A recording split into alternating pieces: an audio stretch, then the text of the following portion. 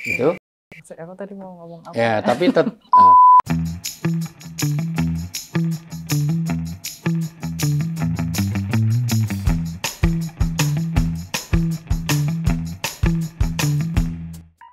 Pertanyaan selanjutnya, Assalamualaikum Ustadz. Waalaikumsalam. Kakek saya memiliki tanah dan berwasiat jika tanah tersebut diwakafkan. Akan tetapi beberapa anaknya tidak setuju sehingga terjadi perseteruan, termasuk ayah saya. Mereka ingin tanah tersebut diwariskan saja, dibagi ke anak-anaknya. Dalam hal seperti ini, sebaiknya bagaimana Ustadz? Apakah harus tetap menuruti wasiat tersebut? Wasiat boleh hanya sepertiga, maksimal sepertiga dari. Wasiat kalau diwakafkan? Ya, kalau wakafkan itu sepertiga. Kalau itu jadi waris, kecuali ketika masih hidup. Nah, kalau diikrarkan di waktu hidup, ya wakaf itu kayak jadi wakaf biasa atau jadi hibah. Jadi ketika sudah meninggal, nanti kalau aku sudah mati misalnya, nanti kalau sudah mati, ini akan saya serahkan. Nah, itu maka maksimal hanya sepertiga dari warisan. Tapi kalau masih hidup, mau semuanya silahkan aja. Mau berapapun tidak ada ikatan. Itu namanya wakaf biasa. Itu. Tapi kalau kaitannya berkaitan dengan warisan, mau wasiat, mau wakaf, mau apapun wasiat itu maksimal sepertiga. Itu pun nanti ada asas keadilan. Karena kemarin ada yang bermasalah di El-Kalam, lembaganya ayah, lembaga kajian dan konsultasi Islam, ternyata dia memberikan pinjam nama dari anak-anaknya untuk nama perusahaan, untuk nama mobil, untuk nama tanah. Ternyata ada anaknya yang memang berkebutuhan khusus sehingga tidak dapat hibah sama sekali namanya itu. Nah, ini berpendapat bahwa ini walaupun pinjam nama dianggap pemberian. Kalau itu jadi pemberian, maka hibah kepada anak itu harus asas keadilan. Berdasarkan dulu ada seorang sahabat yang ngasih budak kepada salah satu anak. Maka Rasulullah mengatakan, apa yang lain juga kamu kasih pembantu gitu. Tidak, kalau gitu kamu kasih semua atau kamu tarik. Jadi ada asas keadilan, ada syarat. Walaupun tidak sama persis. Nah, tidak sama persis. Mungkin ini ada 1 juta, ada 100, ada 2 juta. Jadi ada pemerataan. Yang terjadi apa?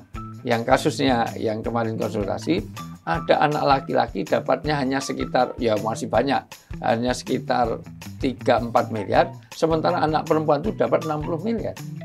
Hanya karena dipinjam namanya, karena yang ini kebetulan berkebutuhan khusus laki-lakinya. Jadi nggak mungkin di atas namakan itu waktu itu. Nah, ini ada ketidakadilan. Di dalam Islam tidak boleh. Harus ada asas keadilan. Artinya pemberian saja itu harus dibikin pemerataan bagi semua anak-anaknya. Ya. Jadi sebenarnya ini tuh pertanyaannya sama kayak aku, karena kan warisan itu kan sering membuat perseteruan tadi kan. Iya, betul. Nah, apa namanya? Kalau misalnya supaya tidak berseteru berarti kan kita harus bersepakat. Iya. Nah, apakah enggak lebih baik yaudah yang penting sepakat daripada enggak boleh, hukum Islam dulu. Harus dijalankan. Nah, jalankan hukum Islam dulu. Ya, seperti yang terjadi pada ayah misalnya. Ayah kan nggak ngambil dari Simbah. Ya, jadi dari yang itu berapapun dibagi dulu. Saya dapat ini, dapat ini, dapat ini. Setelah dapat bagian, oke, ini untuk kakak, ini untuk adik, untuk ini silahkan. Saya nggak ngambil gitu. Tapi sudah di dalam itu. Jadi kesepakatannya setelah dia tahu. Nah, jadi tidak sepakat dalam misalnya nanti perempuan dapat 3 bagian silahkan, tapi dibagi dulu bahwa itu adalah hak, jadi kebaikan dari seorang. Dan bagus sekali kalau memang seperti itu. Seperti artinya orang itu jangan sampai ngambil barang yang tidak halal, lebih baik malah mending ya sudah yang bagian saya ridhokan untuk siapa. Tapi tahu bagiannya. Jadi yang diikrarkan, yang diridhokan itu tahu bagiannya. Nah, jadi syariat Islam dulu, hukum waris dulu ditegakkan. Gitu.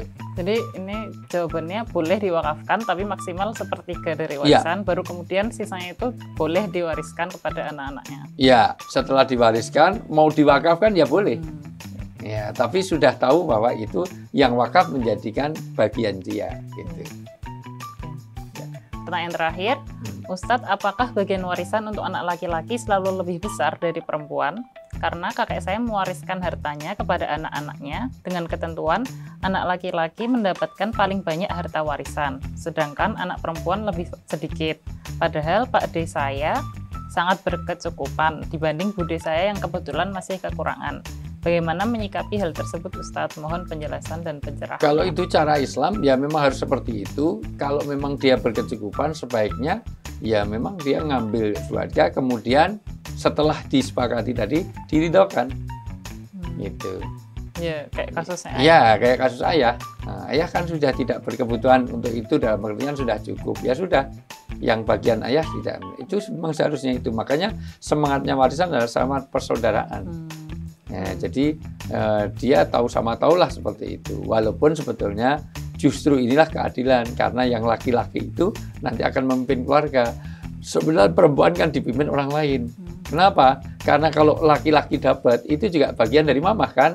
Yang dapat ayah itu kan untuk mamah dan anak-anak. Tapi bagian yang istri itu betul-betul milik pribadi. Sebetulnya ya itulah asas keadilan dalam hukum waris. Dan banyak orang tahu hukum Islam ini, malah justru hukum waris ini membuat orang terbuka hatinya untuk bisa pemahaman Islam ini, membuat dia masuk Islam karena betapa hebatnya waris di dalam Islam ini. Ya. Itu. Aku tadi mau ngomong apa? Ya, tapi tetap semangatnya adalah semangat berkeadilan, semangat untuk saling tolong-menolongnya. Jadi semangatnya bukan masalah angka ansih, nah, itu kondisional. Karena pada akhirnya perempuan itu mendapatkan lebih banyak pun boleh, tetapi hukum warisnya dia dulu. Ya, ya, yang susah itu kan semangat gimana kita saling bersaudaranya daripada. Ya, satu. Kedua, yang paling dicatat, harta itu milik orang tua semua. Itu penting. Anta wa malukali abika. Jadi sebetulnya prinsipnya kalau ada konflik itu, dirimu dan seluruh hartamu itu milik orang tua. Ya. Jadi sebetulnya semuanya serahkan ke orang tua dulu. Ya, artinya bahwa itu semangatnya itu bukan punya saya, itu punyanya orang tua. Gitu. Jadi itu jauh lebih aman. Ya. Kan kayak ini tadi kan si ponakannya itu sadar kalau si saudara Pak D-nya itu lebih berkecukupan daripada saudara yang lain. Nah, kayak gitu itu kan berarti ada konteksnya kan. Maksudnya emang boleh dibagi setelah setelah syariat tadi dilaksanakan. Mau nggak ngambil kan boleh. Pak D sudah kaya, kalau saya sudah kaya, saya nggak ngambil malah saya tambahin. Ya bagus, semangatnya juga itu. Tapi kan susah untuk membangun semangat kayak gitu. Nah, namanya beragama itu, memang beragama itu semangatnya harus semangat pada itu dulu. Jadi bukan pada angka gitu. Nanti hukum ini di atas hukum ada moral hukum. Di atas fikih itu ada usul fikih. Nah, makanya nanti kalau semangatnya sudah semangat itu, misalnya zakat. Zakat itu 2,5%. Tapi di zaman Rasulullah ada yang zakatnya 100%. Ada yang zakatnya 50%. Kondisi ini situasi perlu paceklik segala macam, saya kaya. Bahkan yang dizakati harus dalam haul, dalam nisab. Nisab itu 86 gram emas. Haul itu harus setahun.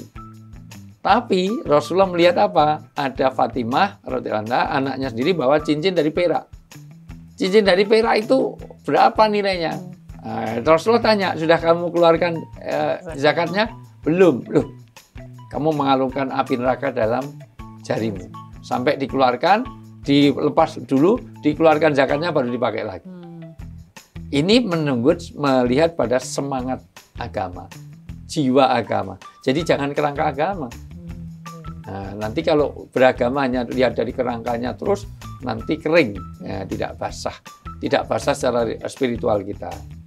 Itu makanya agama itu ada sesuatu yang tidak secara logik saja tidak.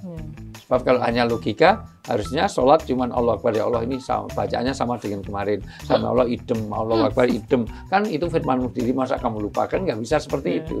Jadi jangan di logika. Nah, itu bagian dari makanan. Nah, agama itu ada porsi-porsi itu. Nah, demikian juga dalam hal harta ini. Ya. Ada konteksnya sebelum dihukumi juga. Iya, iya. Nah, mungkin kalau mau tahu lebih lanjut, karena ini kan pertanyaan di permukaan ya. Kalau misalnya teman-teman ada pertanyaan seputar warisan atau yang lain dan pengen tahu lebih lanjut, mungkin bisa konsultasi ke El-Kalam.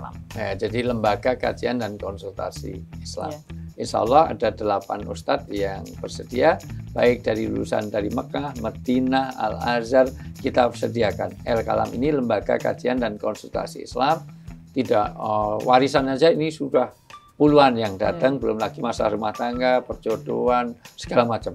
Luar biasa, konflik segala macam. Sampai kepada poligami segala macam, itu nggak selesai-selesai karena sudah ratusan yang datang di El-Kalam.